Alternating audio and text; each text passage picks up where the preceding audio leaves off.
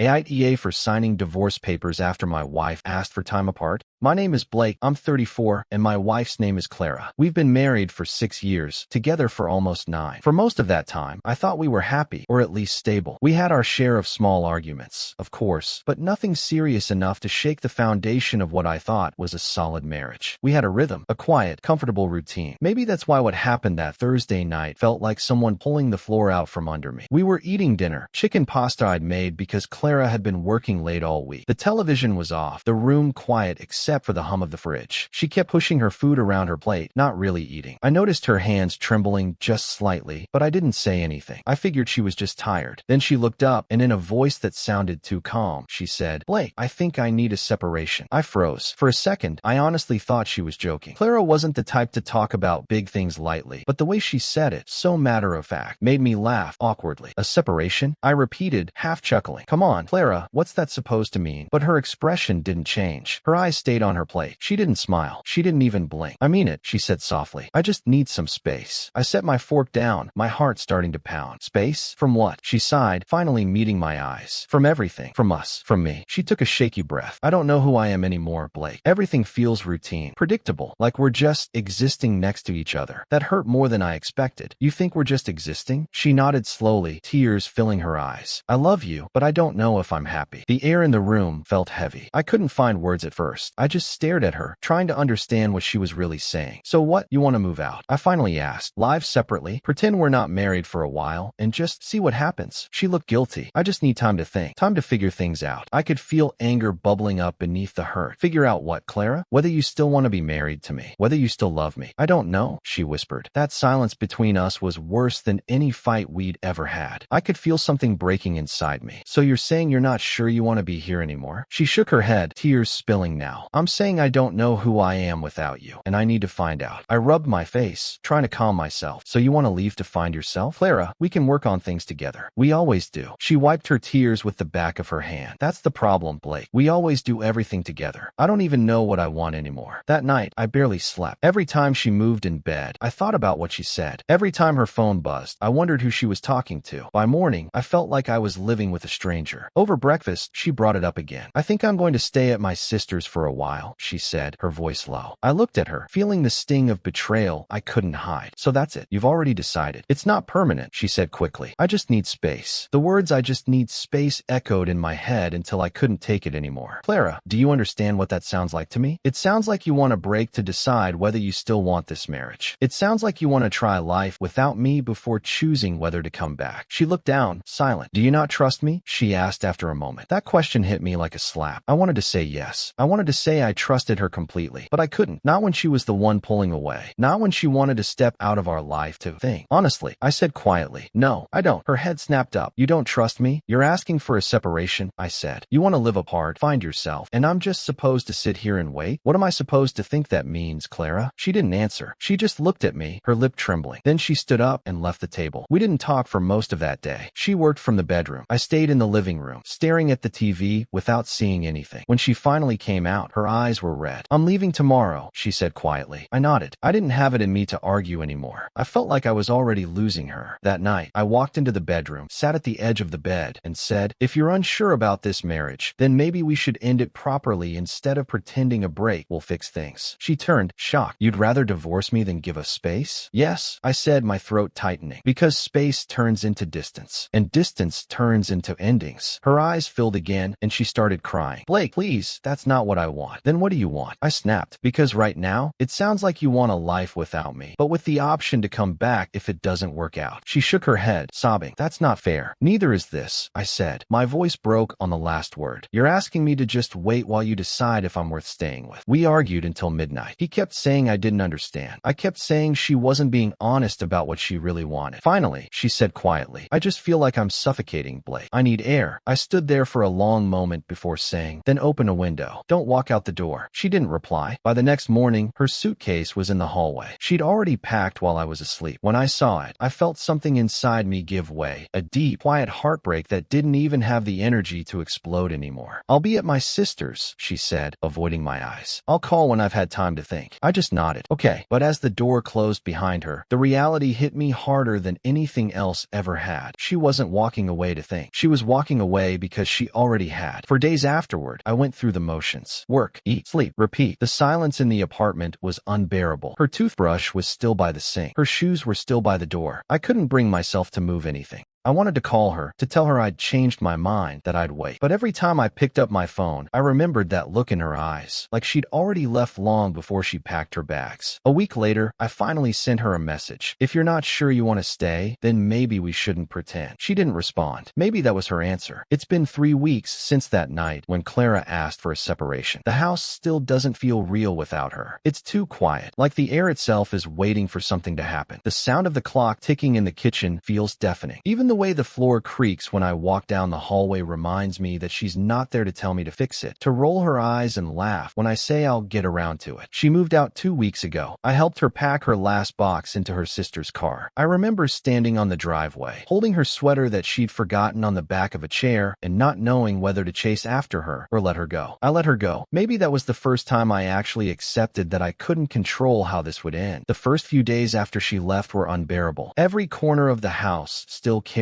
her perfume on the pillowcases, her handwriting on sticky notes by the fridge, even her hair tie sitting on the bathroom counter. I couldn't bring myself to move any of it. It felt wrong to erase her so soon, like pretending she hadn't been there at all. But the longer I left things untouched, the harder it became to breathe in my own home. We texted occasionally, short messages about bills, her mail, the plants she'd left behind. Nothing emotional, nothing that hinted at what either of us was really feeling. I wanted to ask her if she missed me, but I didn't. I wanted her to be the one to break the silence for once. But she didn't, until last weekend. It was late Friday night when her name flashed on my phone. My heart jumped before I even opened the message. "Can we meet? Just to talk?" I stared at it for a long time before replying. Every part of me wanted to say no, to protect myself from hearing more of the same confusion, but I also knew I couldn't ignore her. I still loved her. Maybe I always would. We met the next afternoon at a cafe downtown. It was a place we used to go to on Sunday mornings. The smell of coffee hit me the moment I walked in, and for a second, it felt like stepping back in time. I saw her sitting by the window, her hair pulled back, her fingers wrapped around a mug she probably hadn't touched yet. She looked tired, smaller somehow, like she hadn't slept in days. When she saw me, she smiled faintly. "Hi, Blake." "Hi," I said, my voice quieter than I meant it to be. We sat down. The silence between us felt awkward, thick, and strange. After a few minutes, she spoke first. "You look tired." "So do you," I said softly. She laughed weakly, then looked down at her hands. "I guess neither of us is sleeping well." We talked for almost 2 hours. About nothing at first. Work, her sister, my job, the weather. The kind of small talk that feels too polite for two people who've shared a life. But eventually, the walls started to crack. She said she wasn't seeing anyone else, that she just needed to clear her head, to figure out what she wanted from life. She said she missed me, that she thought about calling me every day. But then she said, "I'm still not ready to come back." I felt something inside me twist. "Then why are we here?" I asked quietly. "Why ask to meet if you're just going to tell me that?" She looked hurt. "Because I needed to see you, to know if I still felt this." I stared at her, trying to read her expression. "And do you?" She hesitated, eyes glassy. "Yes, but it's complicated. Everything is complicated, Clara. That's marriage. You don't just leave when things get messy." She reached across the table, her fingers barely brushing mine. "I know, but I was scared. I still am." "Scared of what?" She swallowed hard. "Of waking up one day and realizing I wasted my life being half of someone else instead of being me." That cut deep. "I never asked you to stop being you," I said, my voice breaking. "I just wanted to share a life with you." Tears filled her eyes. "I know, Blake, but I lost myself somewhere in it." I leaned back in my chair, trying to steady my breathing. "So what now?" "You found yourself in your sister's spare room." Her face tightened. "That's not fair." "Neither was leaving," I said. We sat in silence for a long time after that. She stirred her coffee, even though it had gone cold. I stared at the table, tracing the scratches in the wood. When she finally spoke again, her voice was small. "Would you ever consider giving us another chance someday?" Her words hung in the air like fragile glass. I looked at her, really looked at her, and for a moment, I saw flashes because of the woman I fell in love with. Her laughter, her stubbornness, the way she used to dance barefoot in the kitchen when I cooked dinner. But then I also saw the woman who had packed her bags and walked away. The woman who told me she didn't know if she was happy. I don't know, I said quietly. I still love you, Clara. But love isn't the same as trust. She nodded slowly, tears slipping down her cheeks. I understand. We stood up to leave. She hugged me at the door, and it was the kind of hug that said goodbye without saying it. I felt her heart racing against mine, her breath trembling. When she pulled away, I knew that even if we saw each other again, something between us had already ended. That night, I came home and sat at the kitchen table. The house was dark, but I didn't turn on the lights. On the counter was the envelope that had been sitting there for a week, the divorce papers. I'd filled everything out, but never signed. I think part of me was still hoping she'd change her mind. I picked up the pen. My hand shook. I thought about all the good years, the first apartment, our road trips, her falling asleep on my shoulder during long movies. Then I thought about the fights, the silences, the way she'd started drifting months before she even realized it. I put the pen down, then picked it up again, and slowly, carefully, I signed my name. My chest felt heavy, but there was also relief buried beneath the sadness, like I was finally exhaling after weeks of holding my breath. The next morning, I texted her, "I'll always care for you, Clara, but I need peace more than I need promises." Hours passed, no response. The end. Blake, you're not the AITA here. You were standing in the middle of something that looked like love, but it started losing its shape, and you tried to hold it steady when it was already slipping away. The thing is, not every heartbreak comes from betrayal. Sometimes it's from slow erosion, the kind that wears you down quietly over time. You didn't lash out. You didn't manipulate. You just tried to understand what was happening while everything you thought was certain became uncertain overnight. Clara's choice to leave wasn't necessarily cruel. It was confused. She wasn't running from you. She was running from the version of herself she felt trapped in. That doesn't make her a villain, but it also doesn't make you the bad guy for refusing to wait around while she figured it out. Love isn't a waiting room. It's a partnership. And you don't owe someone endless patience when they've already stepped out of the door. From what you wrote, you approached everything with control and compassion, even when your heart was falling apart in your chest. You didn't shout. You didn't humiliate. You listened. You questioned. You reasoned. And when it became clear that her space was more like an exit, you made the painful but healthy choice to close that door. That's not cruelty. That's self-respect. I think people underestimate how hard it is to love someone who's emotionally gone but physically present. You tried to reach her, but she'd already left in spirit. You can't build a bridge when only one person is standing on the riverbank. Signing those papers wasn't you giving up. It was you acknowledging reality. That's not weakness. That's clarity. My personal thought, you did what emotionally mature people do. You let go when holding on became one-sided. You didn't make it messy. You didn't play the blame game. And you didn't pretend that space was going to heal something that was already fractured. You acted with grace even when it hurt like hell. The small slice of joke in this. Life sometimes feels like one of those IKEA relationships. All the parts are there, but one person threw away the instruction manual halfway through. You try to make it work, but there's only so long you can stare at the screws and pretend the missing pieces will magically appear. Verdict, not the AITA. You were honest, clear, and human. You chose peace over prolonged confusion. And in the long run, that's not cold, that's brave. Before we jump into the next story, don't forget to like and subscribe, and let us know your favorite part in the comments.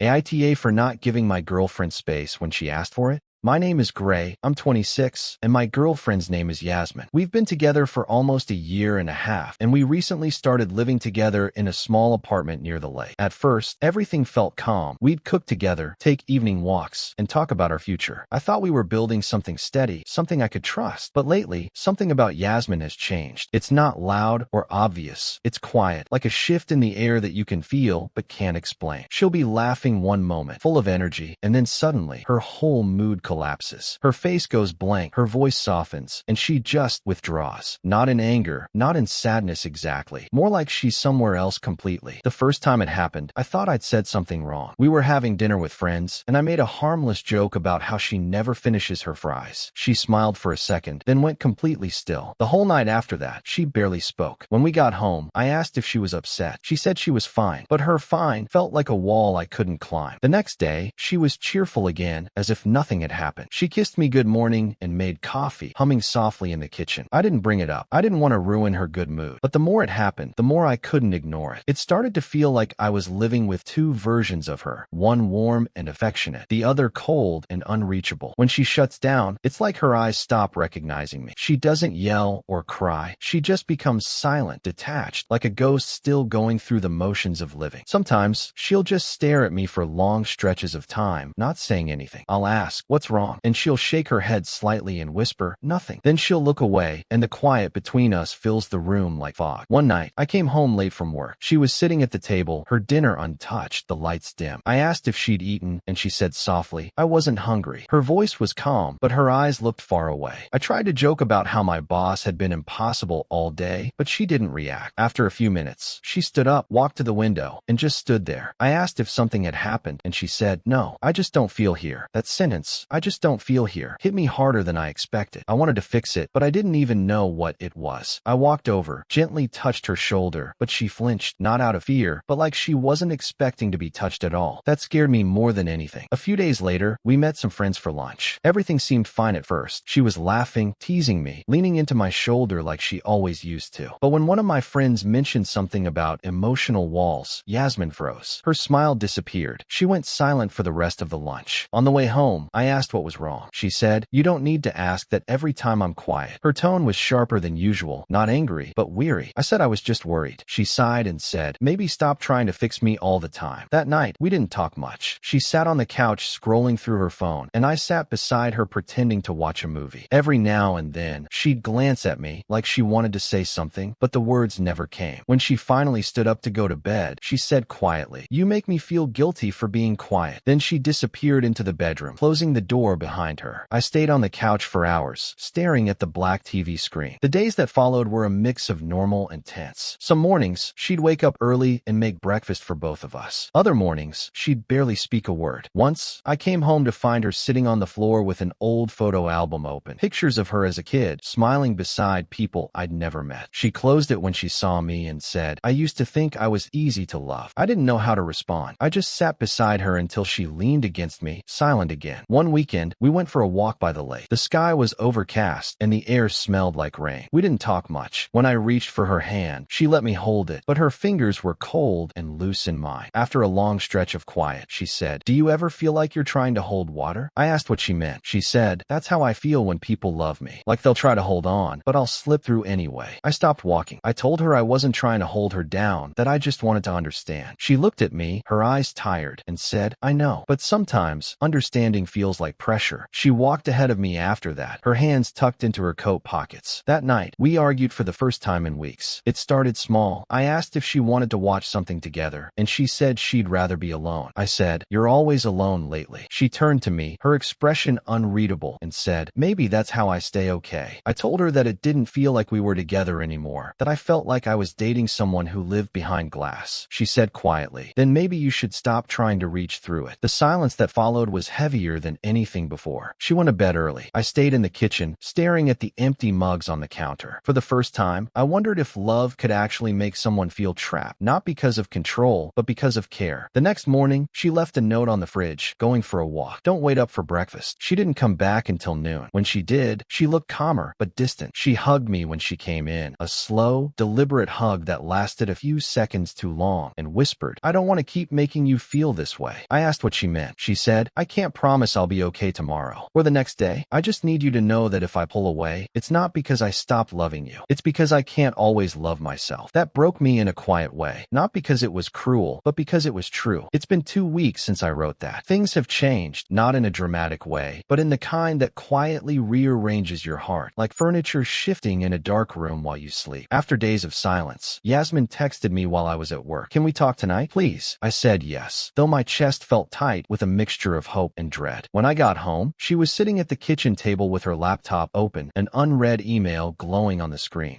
She looked fragile, like she hadn't slept for days. Her hair was pulled back loosely, strands falling around her face. "It's from my mom," she said softly. "We haven't spoken in almost a year." I didn't know much about her family. She rarely talked about them. But she told me that night that her relationship with her mother had always been complicated. She grew up trying to please everyone, hiding her real emotions to keep peace in the house. And now, she realized she'd been doing the same thing with me, shutting down instead of talking. "I get lost," she said quietly, "because I never learned how to be open without feeling like I'm in trouble." I didn't know what to say. I felt like I was balancing on a thin wire, one misstep away from everything breaking. So I just listened, my hand brushing hers every so often, testing the space between us. Then, out of nowhere, she started crying. Not the quiet, careful tears I'd seen before, but deep, shaking sobs that seemed to release years of tension. I held her, my heart hammering. The room felt small, filled with the sound of her unfiltered grief. For what felt like hours, neither of us spoke, just breathing and holding on to each other. After a while, she whispered, "I don't want to lose you, but I also don't know how to fix what's inside me." Her words cut deeper than any argument ever could. I told her we could figure it out together, that we'd find a way through. But she shook her head slowly. "I need time, Gray. Real time. Not just space, but time to understand myself." We sat there for a long time, the night stretching around us like a heavy blanket. I suggested we make a plan, even a small one. Therapy sessions, conversations, anything. She listened, but her eyes were distant. "I don't know if I can promise that," she admitted. "I don't want to keep you waiting for someone I haven't even figured out yet." That night, she packed a small bag. She said she'd stay at her friend Lauren's place for a while. Before she left, she hugged me tightly, like she didn't want to let go, and whispered, "Please don't think I'm running away. I'm just trying not to keep breaking in front of you." Her words were soft, but they hit me like stones in my chest. The apartment has been quiet ever since. Her shoes are still by the door, her toothbrush still in the bathroom. But she's gone, and the emptiness feels heavier than I imagined. Every creak in the floor, every notification on my phone makes my heart skip. We text sometimes, short, polite messages. Sometimes it's a photo, a coffee she made, the lake from her morning walk. Sometimes it's a small heart emoji, or a simple good night. Nothing heavy, but every time my phone vibrates, my stomach twists with anticipation and anxiety. A few nights ago, I broke down in the living room. I found myself scrolling through old photos on my phone, of us cooking together, laughing on rainy afternoons, walking hand in hand by the lake. I started talking to her in my mind, saying all the things I couldn't send in a text. "I miss you. I'm scared. I don't want to be here without you." That night, I didn't sleep. I kept picturing her sitting across from me, the fragility in her eyes, the unspoken apologies. I wondered if this distance was creating an unbridgeable gap. What if the person I loved slipped away quietly, and I couldn't do anything to stop it? Gray, honestly, you're not the AITA. What happened between you and Yasmin wasn't about blame. It was about timing. You were ready to build something steady, and she was still trying to figure out who she was without the noise. That's not something you can fix, no matter how much you care. You showed up, you listened, you tried to hold the space, and that's all anyone can really do when someone they love starts drifting. The hardest part of loving someone who's lost in their own head is realizing your love won't pull them out. You can sit beside them, but you can't walk the path for them. You didn't fail by trying. You didn't mess up by caring. You just reached your limit, and that's not selfish. That's human. Sometimes people leave not because the relationship was bad, but because being close to someone makes them confront parts of themselves they're not ready to face. That's what it sounds like here. Yasmin wasn't running from you. She was running from the weight inside her own chest. You handled it in a calm, steady way. You didn't yell. You didn't guilt her. You didn't try to drag her back. You just accepted it, even if it hurt. That's strength. It doesn't look dramatic, but it's the kind of quiet strength that lasts. Here's the thing. Love doesn't always end with fireworks or betrayal. Sometimes it just fades because one person can't meet you where you are anymore. And that's okay. You can still be grateful for what you had without holding on to the pain of what it became. If I'm honest, this wasn't a story about right or wrong. It was about growth. Hers, and now yours. And while that sucks in the short term, it's how people eventually find peace. My little lighthearted take: relationships are kind of like phone batteries. You can't keep both phones alive by plugging one into the other forever. At some point, you both need your own charger. Verdict: not the AITA. You didn't hurt anyone. You didn't abandon her. You just stopped carrying something that was never meant to be carried alone. And that's not cold. That's just learning when to let go. Thanks for watching. Don't forget to like and subscribe. Got a story to share? Drop it in the comments and let us know which one was your favorite. If you enjoyed this video, you'll definitely want to check out AITA My Ex Stole My Daughter's Flute Money. Click here to watch it now.